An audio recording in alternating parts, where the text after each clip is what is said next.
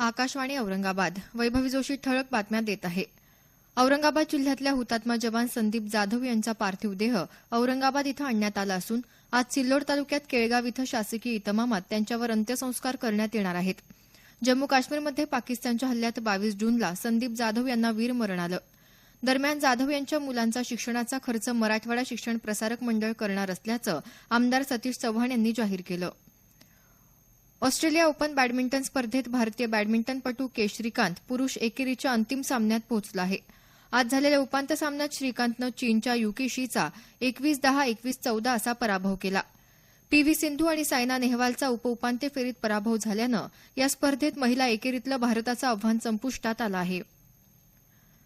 अटल नागरी पुनर्निर्माण आणि परिवर्तन अमृत योजनेअंतर्गत महाराष्ट्राला 47 कोटींची प्रोत्साहन राशी प्रदान करण्यात आली. केंद्रीय नगरविकास मंत्री एम व्यंकय्या नायडू यांच्या हस्ते महाराष्ट्र नगरविकास विभागाच्या प्रधान सचिव मनीषा म्हैसकर यांनी ही प्रोत्साहन राशी स्वीकारली. नवी दिल्लीत आयोजित शहरी परिवर्तन या राष्ट्रीय कार्यशाळेत नायडू यांच्या हस्ते अमृत योजनेअंतर्गत उत्कृष्ट कार्य करणाऱ्या देशातल्या 16 राज्यांना एकूण 500 कोटी रुपयांची राशी प्रदान करण्यात आली.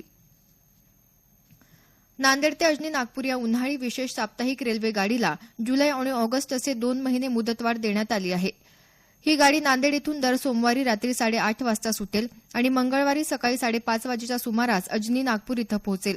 परतीच्या प्रवासात ही गाडी दर मंगळवारी रात्री 10:20 अजनी नागपूर इथून सुटेल आणि बुधवारी सकाळी 8:10 नांदेड इथे पोहोचेल.